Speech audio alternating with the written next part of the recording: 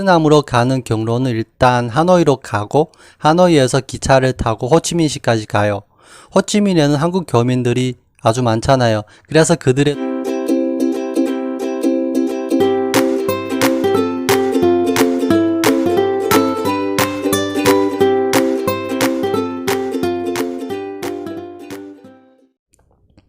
안녕하세요 여러분, 반갑습니다. 저는 베트남 여성과 국제 결혼을 했고요. 현재 한국에서 같이 살고 있어요. 오늘은 좀 무거운 주제를 갖고 왔어요. 여러분들 혹시 탈북자라고 들어보셨나요? 북한에서 아주 비참한 삶을 살다가 더 이상 참지 못하고 목숨을 걸고 남한으로 오신 분들이에요. 그분들이 한국으로 오면 한국 국적이 주어져요. 요즘 들어서 한국 젊은이들이 자꾸 한국을 헬조선이라고 그러는데요. 제 생각에는 진짜 지역은 바로 저 북쪽에 있는 것 같아요. 오늘은 제가 그럼 그분들이 어떻게 남한으로 오게 되는지 말씀드릴게요. 물론 북한 정부에서 그것을 허락할 일은 절대 없겠죠. 그래서 무조건 목숨을 걸고 와야 돼요. 탈북하는 방식은 아주 많지만 저는 일반 서민들이 가장 많이 이용하는 경로로 말씀드릴게요. 여기 지도를 보시면 저는 중국에 있을 때 이 옌지라는 지역에 살고 있었어요. 여기는 북한과 아주 가까워요. 그래서 북한 탈북민들이 가장 먼저 들르는 곳이에요. 이곳으로 먼저 온 다음 여러 가지 경로로 다시 남한으로 오는 거예요. 아예 이곳에서 정착해서 사시는 분들도 계시지만 또 이곳에서 당분간만 돈을 좀 벌어서 더 많은 돈을 지불하고 더 안전하게 남한으로 또 오시는 분들도 계세요. 이 북한 분들이 중국어를 한마디도 모르는데 어떻게 이곳에서 살 수 있냐면요. 이곳에는 한국어를 할 줄 아는 한국 동포가 아주 많이 살고 있어요. 중국 국적을 가진 우리 민족이죠. 그래서 이분들 덕분에 그나마 언어 문제는 해결이 돼요. 하지만 중국은 북한과 사이가 그렇게 나쁘지 않잖아요. 그래서 이 북한 탈북민들을 발견하는 즉시 바로 북한으로 돌려보내요.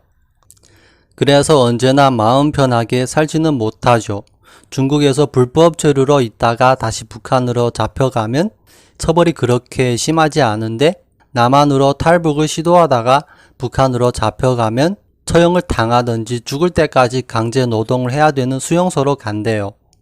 매년 정말 많은 분들이 탈북을 시도하지만 대부분은 길에서 죽든지 다시 북한으로 잡혀가서 죽는다고 하네요. 정말 안타깝죠.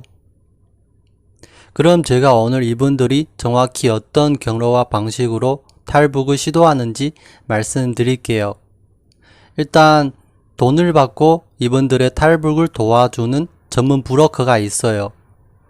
북한에서 중국 국경을 넘는 것을 도와주는 브로커가 있고 또 중국 내에서 다른 곳으로 이동하는 것을 도와주는 브로커가 따로 있어요.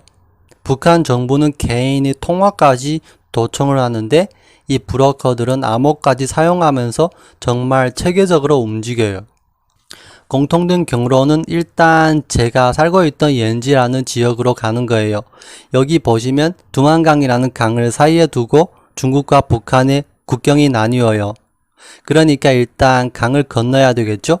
이 지역은 겨울에 아주 추워서 강이 아주 오랫동안 얼어 있어요. 그러니까 겨울에 강을 건너는 게 여름보다 훨씬 더 수월하겠죠?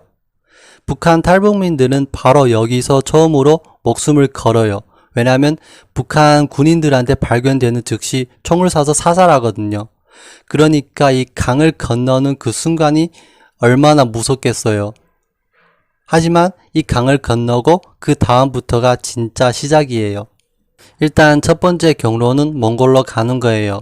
몽골은 탈북민을 발견하면 북한으로 돌려보내지 않고 몽골에 있는 남한 대사관에 보낸대요. 이렇게만 되면 성공한 거죠. 하지만 문제가 하나 있어요. 중국에서 몽골 국경을 넘을 때 이 국경 수비대한테 발견되면 바로 총을 쏴서 사살하든지 북한으로 돌려보낸대요. 그리고 문제가 하나 더 있는데요. 몽골은 사막으로 돼 있잖아요. 이 사막에서 며칠 동안 걸어서 몽골 경찰 혹은 군인이 있는 곳으로 가야 돼요. 브로커는 중국과 몽골의 접경 지역까지만 데려다 줘요. 그리고 밤하늘의 북두칠성을 보면서 방향을 잡고 쉬지 말고 뛰어가라고 말해요. 바로 여기서 또 한 번 목숨을 거는 거죠. 아까 처음에 중국 국경을 넘을 때보다 죽는 사람이 더 많대요. 그러니까 생존하는 것은 순전히 운에 맡겨야 되는 거죠. 운이 좋으면 지나가던 착한 유목민한테 발견돼서 도시까지 데려다 주던지, 아니면 끝까지 혼자의 힘으로 도시까지 가던지, 아니면 가다가 지쳐서 죽는 거예요. 두 번째는 베트남, 라오스, 미얀마 이 세 나라 중 하나를 거쳐서 태국까지 가는 거예요. 왜 그런지 모르겠지만 태국도 탈북민을 발견하면 북한에 보내지 않고 태국에 있는 남한 대사관에 보낸대요. 하지만 나머지 나라들을 거쳐갈 때 경찰한테 잡히기만 하면 북한으로 돌아가서 죽는 거죠. 베트남이라도 좀 도와줬으면 좋겠는데 국제 정치상 어쩔 수 없는 거죠. 일단 옌지에서 곤명이란 도시까지 기차를 타고 가요. 그리고 이 곤명에서 어느 나라로 거쳐갈지 결정한 다음 국경 지역으로 가서 산을 넘어요.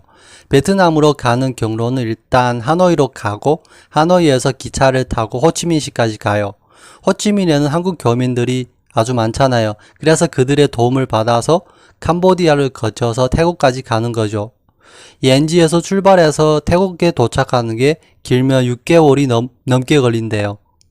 그러니까 그 길이 얼마나 순탄치 않고 고생을 많이 하겠어요. 국경을 넘을 때마다 산에서 헤매야 되고 언제 잡힐지 모르는 불안감에 매일 떨어야 되는 거죠. 이 길이 시간이 좀 많이 걸려도 그나마 모든 경로 중에서 가장 안전하다고 하더라고요. 제가 몇 년 전에 뉴스를 하나 봤는데 탈북민들이 작은 배로 메콩강을 건너다가 배가 뒤집어져서 몇 명이 죽었다고 하더라고요. 세 번째는 북경에 있는 한국 대사관으로 돌진해서 망명 신청을 하는 거예요. 그러면 한국 대사관에서 중국 경찰들이 잡아가지 못하게 보호를 해주고 한국으로 데리고 와요. 이게 가장 빠르게 쉽게 한국에 올 수 있는 방법이지만 동시에 가장 위험한 길이에요. 제가 예전에 중국에 있을 때 이런 뉴스를 매일 봤어요. 북한이 몇 명이서 한국 대사관으로 돌진했는데 몇 명을 잡았다. 성공한 사람은 거의 10명에 1명도 안 되더라고요. 당연히 중국 측에서는 대사관 주위에 경비를 아주 삼엄하게 배치해서 그것을 뚫고 들어가기 정말 힘들죠. 앞에서 제가 말씀드렸듯이 중국에 그냥 불법 체류로 있다가 북한으로 잡혀가면 그냥 벌금만 좀 하고 감옥에 몇 달만 있다가 나오면 되는데, 남한 대사관으로 돌진하다가 잡혀가면 나라의 배신자로 인정돼서 처형을 당하든지 죽을 때까지 강제 노동을 해야 되는 수용소로 끌려가는 거예요. 제가 이렇게 세 가지 경로를 말씀드렸는데요. 이 외에도 특별한 경로가 아주 많아요. 비행기 조종사가 훈련 중에 비행기를 몰고 남한으로 온 경우도 있고, 또 해외로 파견된 외교관이 탈북을 한 적도 있어요. 그 외에 특별한 케이스가 아주 많죠. 하지만 제가 이 세 가지만 말씀드리는 이유는 일반 서민들이 가장 많이 이용하는 경로이기 때문이에요. 저는 예전에 많은 북한인들을 만나봤어요. 그 중에 잘 돼서 한국으로 오신 분들도 있고 또 안타깝게 되신 분들도 있어요. 어느 나라나 나쁜 사람들이 꼭 있잖아요. 중국은 인구가 많은 대신에 나쁜 사람도 아주 많은 것 같아요. 가끔 나쁜 중국인들이 브로커한테 돈을 주고 북한에서 좀 이쁘게 생긴 여자들을 데리고 오게 해요. 물론 데리고 올 때 공짜로 남한에 보내주겠다고 거짓말을 하는 거예요. 그래서 오게 되면 강제로 성매매를 시키거나 컴퓨터 일을 시켜요. 컴퓨터 일이 뭐냐면 여자와 남자가 서로 카메라를 켜고 화상 채팅을 하는 거예요. 남자는 그 프로그램에 돈을 지불하고 여자는 수익을 얻어가는 거예요. 다만 전제 조건이 뭐냐면 여자는 옷을 전부 벗고 신음소리를 내면서 남자의 성욕을 만족시켜줘야 돼요. 참 더럽죠. 그에 따라서 수익이 많이 발생해요. 그렇게 낸 수익을 나쁜 중국인들이 전부 가져가고 북한 여성분한테는 조금만 줘요. 그리고 더 충격적인 게 하나 더 있어요. 제가 살고 있던 옌지라는 지역은 한국어를 할 줄 아는 중국인들이 아주 많아서 도망가서 좋은 사람들한테 도움을 요청할 수 있어요.